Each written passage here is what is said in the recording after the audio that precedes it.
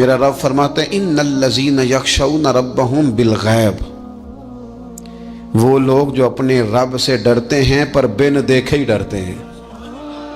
ان الذین یخشون ربہم بالغیب لہم مغفرۃ واجر کبیر، قربان جائیں۔ فرمایا بے شک وہ لوگ جو اپنے رب سے بغیر دیکھے ڈرتے ہیں، اللہ تعالیٰ نے ان کے لیے بخشش بھی رکھی ہے اور بہت بڑا اجر تیار کیا ہوا ہے۔ بغیر دیکھے، یہ جب بندے کو چیز نصیب ہوتی ہے نا کہ وہ اللہ تعالیٰ سے ڈرتا ہے، پھر وہ بندہ دانا ہو جاتا ہے، پھر وہ بندہ معاملہ فہم ہو جاتا ہے، وہ بندہ سمجھدار ہو جاتا ہے۔ قرآن مجید نے کہا یا ایھا الذین آمنوا ان تتقوا اللہ یجعل لکم فرقان۔ میرا دل کرتا ہے کہ امت مسلمہ اس آیت کو یاد کر لے۔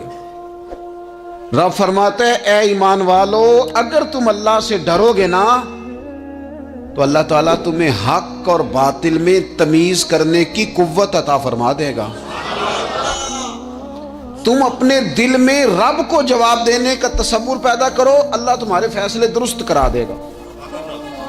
اور میرے نبی پاک صلی اللہ تعالی علیہ وسلم نے فرمایا یہ جو اللہ کا خوف ہے نا، یہ حکمت کی بنیاد ہے، یہ دانائی کی بنیاد اللہ کا خوف ہے، یہ بنیاد ہے، اس کی وجہ سے لوگ دانا ہوتے ہیں۔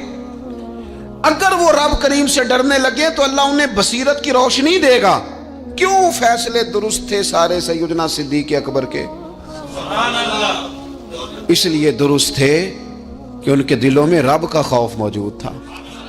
بڑی فضیلتیں انہیں حاصل تھیں، بڑی عظمتیں حاصل تھیں، لیکن کسی جگہ بھی، کسی مقام پر بھی ان کے قدم لڑکھڑاتے کیوں نہیں تھے؟ بڑے انہوں نے بھی زندگی کے اندر تکلیفیں دیکھی، بڑے بوجھ دیکھے، بڑی دھوپ چھاؤں دیکھی، لیکن مضبوط کیوں رہے؟ حضرت سعد بن ربیع رضی اللہ تعالیٰ عنہ ایک جنگ میں شہید ہو گئے تھے، جنگ احد میں۔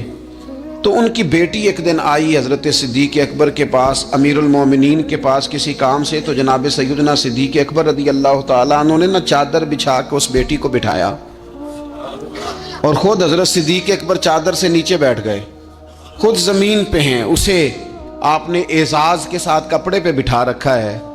حضرت عمر فاروق رضی اللہ تعالیٰ عنہ آئے اور آ کے عرض کرنے لگے حضور یہ خاتون کون ہے، بیٹی کون ہے جس کو آپ نے اس قدر زیادہ فضیلت کی جگہ پہ بٹھایا ہے؟ تو حضرت صدیق اکبر رضی اللہ تعالیٰ عنہ فرمانے لگے کہ یہ اس شخص کی بیٹی ہے جو تم سے بھی افضل تھا، مجھ سے بھی افضل تھا۔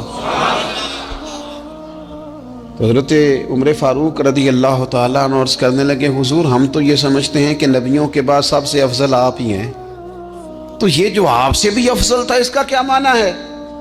حضرت صدیق اکبر فرمانے لگے وہ لوگ کتنے افضل تھے جنہوں نے حضور کی موجودگی میں اپنی جان اپنی رب کی بارگاہ میں پیش کر دی۔ حضور کے مقدس ہاتھوں میں جن لوگوں کی روحیں پرواز کر گئیں وہ کتنے بڑے لوگ تھے۔ میری بات کو سمجھیے گا کہ ان لوگوں کے دلوں میں وہ جو عاجزی تھی، وہ جو اللہ تبارک و تعالیٰ کی معرفت تھی، اس نے کس طرح کا بنا دیا۔ ہمارے ہاں یہ مسئلہ بن گیا ہے کہ ہم ہر ایک سے ڈر رہے ہیں، ہر ایک سے، برادری سے، قبیلے سے، داماد سے، بہو سے، فلانے سے، فلانے سے۔ میں نے دیکھا بڑے بڑے لوگ ڈرتے ہیں۔ آپ اگر ناراض نہ ہوں تو بعض والدین ہیں جو اولاد سے ڈرتے ہیں۔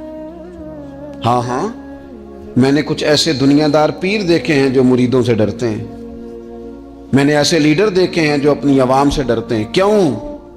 اس لیے کہ میرے نبی پاک علیہ السلام نے فرمایا جو رب سے نہ ڈرے پھر وہ سب سے ڈرتا ہے، اور فرمایا جو رب سے ڈر جائے اللہ مخلوق کا خوف اس کے دل سے نکال دیا کرتا ہے۔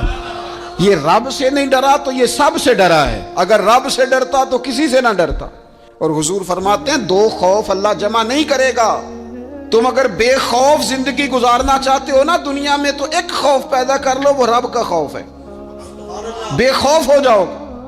اور اگر تم یہ خوف پیدا نہیں کرتے پھر تو سائے سے ڈرو گے، پھر سانپ سے نہیں رسیوں سے ڈرو گے، پھر تو جگہ جگہ تمہیں کمزور کر دیا جائے گا، پھر تو لوگ ہر وقت تمہیں بھگائیں گے، ڈرائیں گے۔ ایک خوف پیدا کر لو اللہ کا، پھر دوسرا کوئی خوف قریب نہیں آئے گا۔ اور ایک معنی میں اور کہا اللہ دو خوف جمع نہیں کرے گا، حضور فرماتے ہیں تو دنیا میں رب سے ڈر جانا، رب تجھے آخرت میں نہیں ڈرائے گا۔ وہ جو اللہ کے ولیوں کے بارے میں کہا لا خوف علیہم ولا ہم یحزنون، کیا معنی ہے؟ دنیا میں انہیں صرف اللہ کا خوف تھا، باقی کسی کا خوف نہیں تھا۔ حضور فرماتے ہیں تو دنیا میں رب سے ڈر جا، قیامت میں تجھے نہیں ڈرائے گا، اور اگر تو دنیا میں نہیں نہ ڈرے گا پھر تو قیامت میں ڈرایا جائے گا۔